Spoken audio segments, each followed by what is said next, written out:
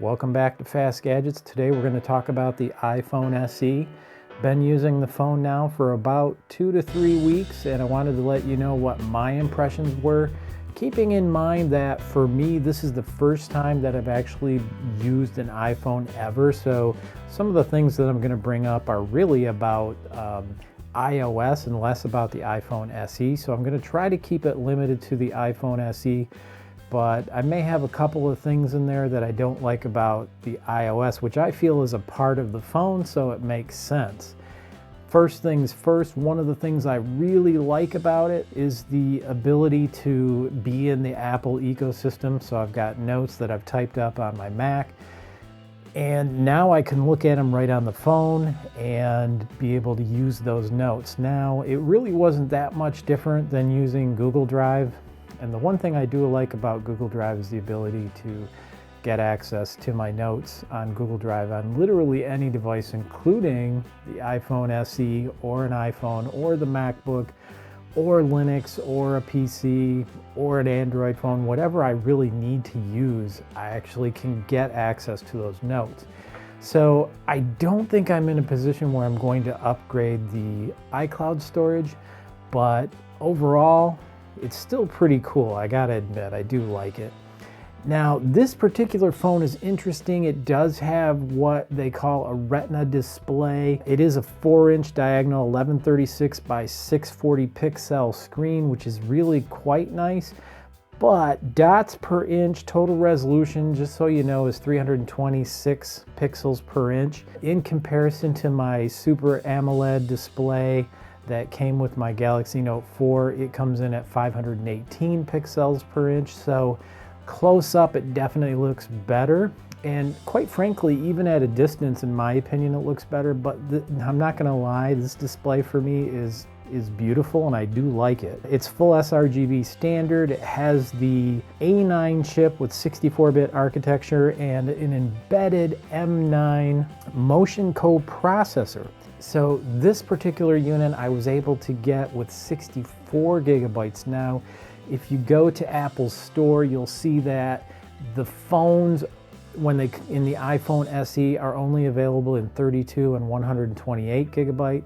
Again, that's one of those things Apple's doing where they're trying to get you to buy into a phone where you need more storage and pay a little bit more, and they've skipped the whole 64 gigabyte segment. So I'm going to be honest, I probably would have just went ahead and bought a 32 gigabyte, but this was the only size they had in stock at the time at my Metro PCS store.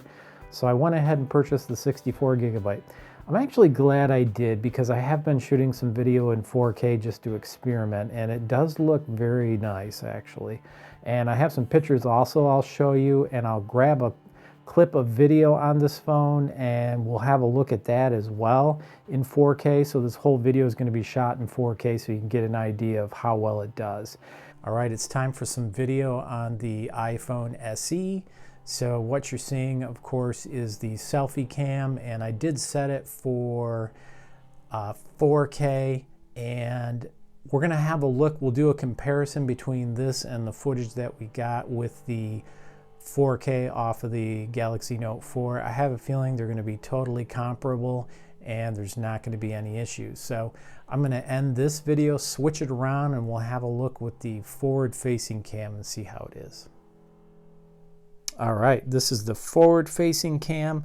Now, in both cases with this video, I have not used the built-in mic. That's one of the pet peeves that I do have with this phone, is that the built-in mic is very low quality. But as far as I can tell, the camera is absolutely beautiful, and I am shooting in wonderful 4K here, so not too bad. I actually like it quite a bit. Seems to do a really good job. So if I did have to grab this one to shoot some video, and I did do that for one of my videos, I think it would do a good job of shooting some 4K footage. I don't think it'd be an issue. Well, it does. What do I like about this phone? Well, It's so small. I actually do like that a lot. Battery life. Battery life on this unit, many of you have been asking me, what's the battery life? What's the battery life? Well, right now I'm at 71% battery life, and believe it or not, I took this unit off its charger at, it was about 10 in the morning today, and it is currently 8 p.m., and I have been using it fairly extensively.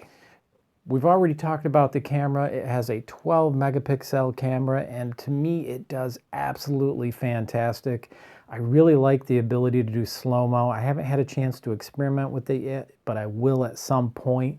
So you can do 1080p 120 frames a second or 720p 240 frames a second slow-mo on this baby, which on my Galaxy Note 4 you cannot do. I suppose I could probably find an application that would let me do it, but as this is my daily driver and has been for the last 3 weeks, I'm pretty much off the Note 4. The only thing I use it for now is a camera, just because it seems to work so well and I can shoot in 4K. What else do I like about this phone? Touch ID. What a wonderful thing. And I really, I hate to see it go away in the iPhone 10. There's the obvious reason. For one thing, there's a lot of complaint about the fingerprint scanner on the newer Android phones that's in the back of the phones, and they don't work very well.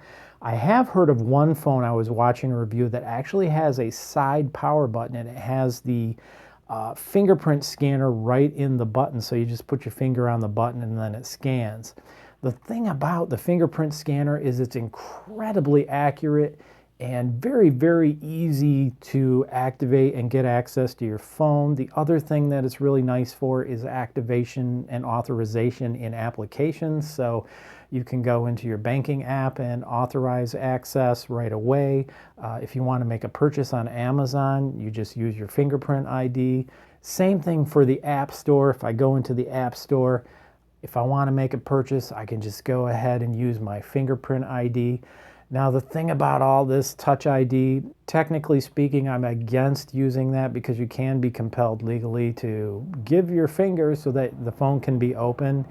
And I've thought about that. I really like it, so for right now, I'm going to leave it on. And I do have a passcode in here, of course.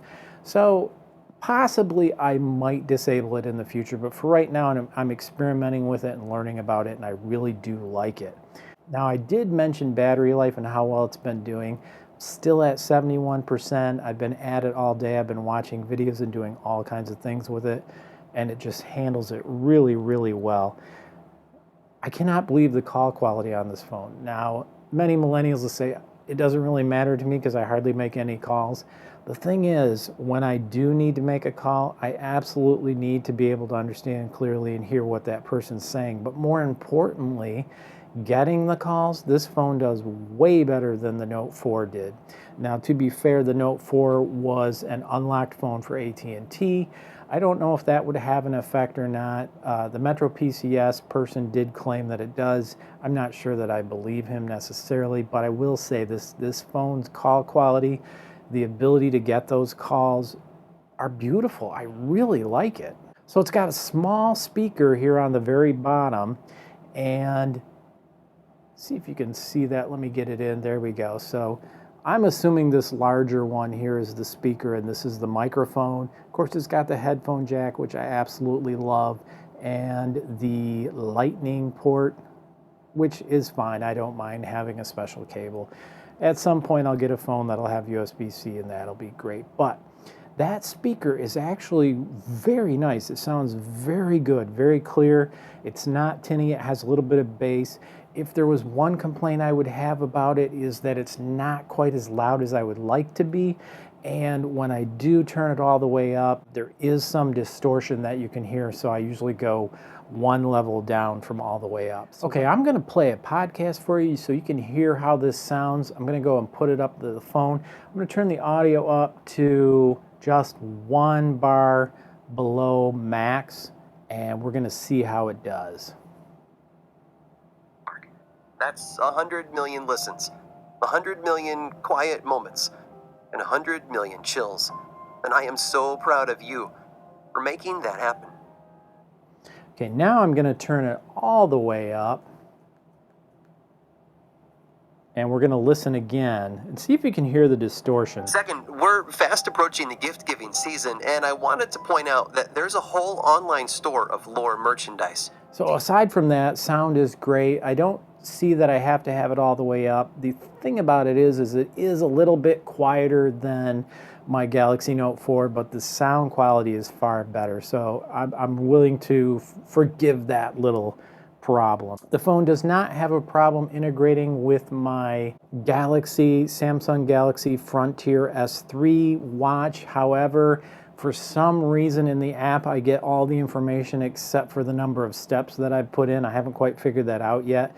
I did go through all the applications that are related to Samsung Health, and I wasn't able to find where exactly that particular piece of information should have come across. There's no place I can find where you can turn it off or on, so I think I'm going to reboot both devices and try again a little bit later. As far as using applications on the phone, everything is very quick and responsive. Now, I've loaded this phone since the last time we talked with plenty of applications. I've got a lot of apps that I like to use. It still is as fast as it was before I loaded all the applications. You cannot say that of Android. It doesn't really matter how powerful your phone is. My experience has been when you buy a new phone, it's great, usually the first few days, and the more apps you load, the slower it gets. I'm not really sure why. It must be something in the Android ecosystem, but this particular phone, if you're going to load it full of applications, my experience has been it's really good. So if you're like me and you have many applications that you rely on and you want them installed and you don't want to have to worry about having too many applications, this is the phone for you.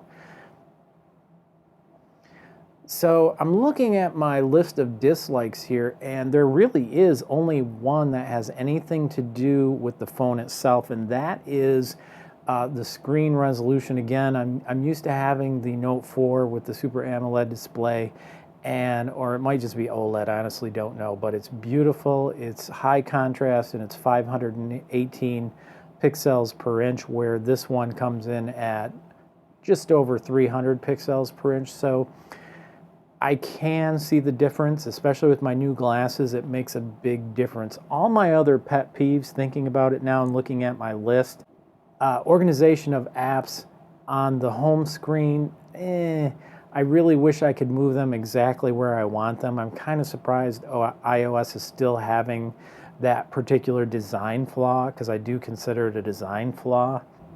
I've been an Android user for many years, and I really do miss the back button.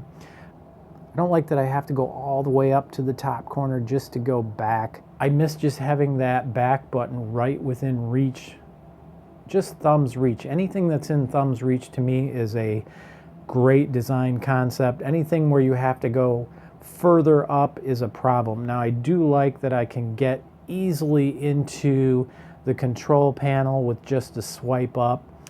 I know everybody's kind of making do with the swipe down on the iPhone X, but personally I don't like that at all. I would be somewhat annoyed because that phone's a lot bigger than this one, so having to swipe up from the top. Now in this one, it's actually not too bad, but you can imagine that phone is much taller and higher, and all of that is because they had to work around the fact that there's no button here. I guess you would kind of call this the home button. What I'm referring to with the Android earlier was the back button, I should say. Without that home button on the iPhone X, I feel like that users are making quite a bit of sacrifice.